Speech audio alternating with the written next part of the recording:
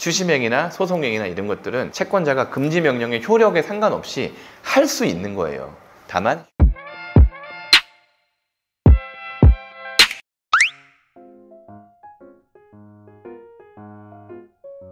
안녕하세요, 김민성 변호사입니다. 여러분들이 저한테 제 핸드폰으로 질문을 되게 많이 해요. 질문을 많이 하는 것 중에 강제집행, 금지명령, 기각 이런 거에 대해서 되게 질문을 많이 하시거든요. 추심을 막아준다고 했잖아요, 금지명령, 그죠? 근데 추심이라는 행위가 여러 가지 것들이 있잖아요. 이걸 다 막아주느냐? 그렇진 않아요. 요거 제가 설명을 해드릴게요.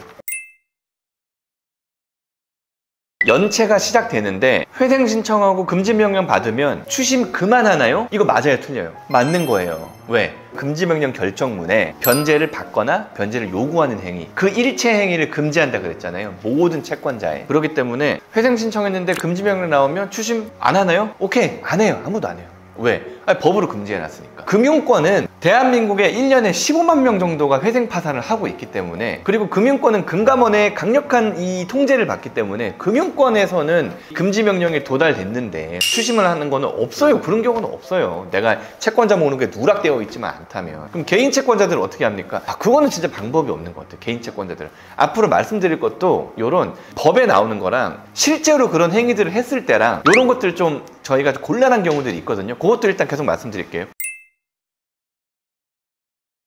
두 번째 질문 가볼게요. 연체가 시작이 돼서 너무 두려운 거야. 그러면 회생 신청하고 금지명령을 받으면 통장이나 급여에 대한 압류 아니면 가압류 막을 수 있어요? 요게 웃긴 게 뭐냐면 법적으로는 막을 수 있어요.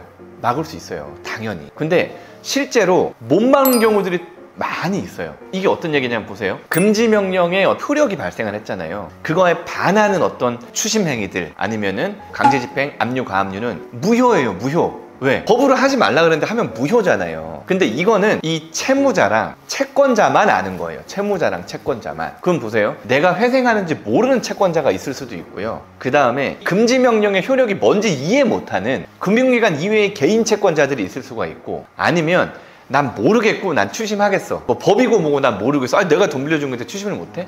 라고 하는 막 나가는 채권자가 있단 말이에요. 그런 사람들이 금지명령 이후에 법원을 통해서 압류나 가압류를 했어. 그러면 효력이 있어요, 없어요? 없단 말이에요. 다만 그 법원은 이 채무자가 회생했는지 안 했는지 알지를 못해요. 그렇기 때문에 압류, 가압류 이런 것들에 대해서 결정을 내려줄 수밖에 없단 말이에요. 무슨 말씀인지 아시겠죠? 이 나이사건 검색 내용을 보시면 채권자가 12월 18일 날 채권 압류를 했어요. 그리고 압류 결정문이 이 제3채무자한테 송달이 됐단 말이죠. 그런데 이 채권자의 압류가 문제가 있는 거예요. 금지명령 이후에 나왔기 때문에. 그래가지고 저희가 이건 문제 있으니까 이거는 좀 취소를 시켜달라, 그리고 이 집행 해제를 시켜달라, 압류에 대한. 그래가지고 저희가 법원에다 그걸 보냈고 법원에서 직권으로 취소를 시켜준 내용이에요. 그러니까 이거에서 보는 것처럼 금지명령이 나왔다 해도 맘먹고 이 채권 추심을 하면 이게 결정은 난단 말이에요. 채권 압류 및 이 추심명령 결정은 나요. 근데 이건 문제 있습니다 라고 하고 저희가 이거를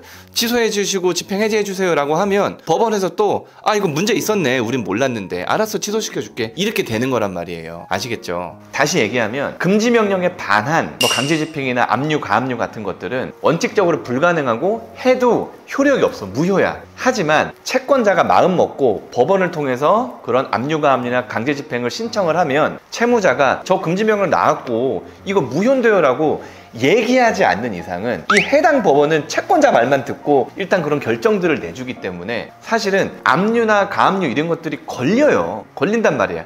우리가 풀어야 되는 거지. 다만 이 걸린 압류, 가압류를 푸는데 시간이 꽤나 걸리니까 불편함은 분명히 있을 거예요.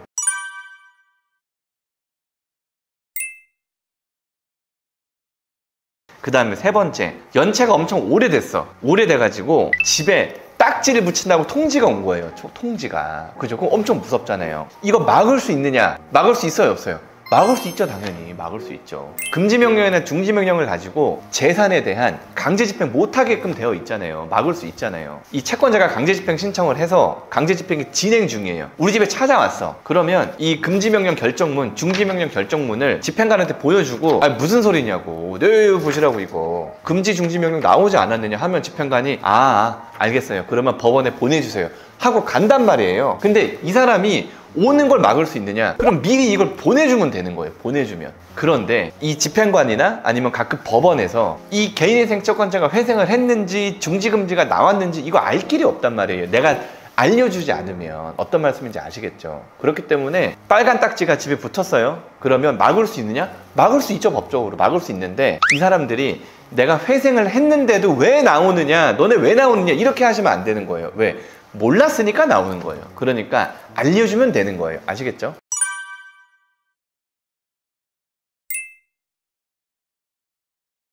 마지막, 내가 회생 중이야. 회생 중인데 금지 명령이 당연히 나왔겠죠. 심지어 게시까지 나왔을 수도 있어요. 그죠? 근데 상대방이 나한테 소송을 걸었어. 이거 막을 수 있어요? 막을 수 있어요? 없어요? 못 막아요. 왜? 결정문에 나와 있잖아요. 소송행위는 못 막아요. 못 막는데 또 웃긴 게 뭐냐면 보세요. 그러면 모든 사람들이 소송을 걸면 그게 의미가 없는 게 소송을 해도 기각돼요. 그렇기 때문에 이 금융기관들은 소송을 하지도 않아요. 왜? 기각될 거니까. 어떤 말이냐면 소송이라는 건 야, 나한테 돈 줘라는 거잖아요. 나한테 야, 너 나한테 1억 빌렸으니까 1억 줘 라고 소송을 거는 건데, 내가 중지금지 명령을 받고 개인회생을 신청을 해서 변제계획안을 인가까지 받아가지고 변제를 하고 있으면 나의 모든 채권자들, 채권자 목록에 기재되어 있는 모든 채권자들은 이 변제계획안에 따른 변제만 받을 수 있지 추가적으로 나에게 어떤 추심행위를 할 수 없는 거예요. 소송에서 승소를 해도 강제집행도 못하는 건 너무 당연한 거고, 소송에서 승소 자체를 못해요. 아니 회생해서 변제계획안들을 변제 받아야지 내 거 먼저 달라고 할 수는 없단 말이에요. 그러니까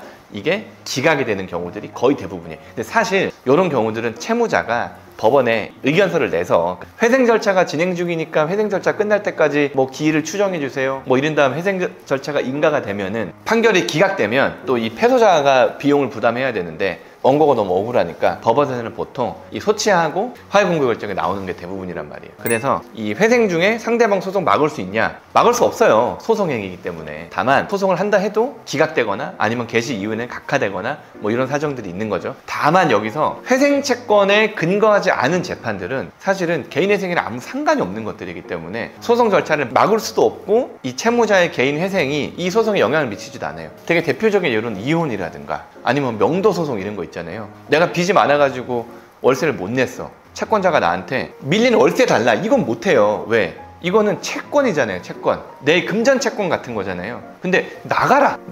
돈을 안 냈으니까 나가라는 소송을 개인회생을 한다고 못하고 뭐 기각되고 이런 건 아니란 말이에요. 점유를 해제하라는 어떤 그런 소송인 거지 이 돈을 갚아라는 소송이 아니기 때문이죠. 이런 소송은 상관없는 거예요. 구독과 좋아요 눌러주세요. 금지명령이 뭐예요? 추심행위는 막아준다. 다만 채권자가 추심을 하면 우리가 취소를 하고 집행 해제를 해야 되는 거지, 너는 왜 추심을 나한테 하니? 이거 법원에 뭐 문제 있는 거 아니에요? 이런 식으로 얘기해서는 해결이 안 되는 거예요. 대부분의 채권자들은 추심 행위를 안 하지만 금지명령 이후에는 만약에 한다 하면 하지 마세요라는 근거를 우리가 법원이라든가 채권자한테 제시해야 되는 거지, 못한다 그랬는데 왜 해요? 라고 질문하시는 건 의미가 없다는 거예요. 그 다음에 소송 행위들, 흔히 얘기하는 뭐 소송을 거는 거 이런 것들은 거의 없긴 한데 있어도 소송상에서 우리가 금지명령의 효력이라든가 개인회생 뭐 변제계획안의 인가 결정에 대한 뭐 이런 내용들을 해가지고 뭐 기각이나 각하시켜야 되는 거지, 소송이 왜 걸리냐고 저희한테 질문하는 건 의미가 없다. 추심행위나 소송행위나 이런 것들은 채권자가 금지명령의 효력에 상관없이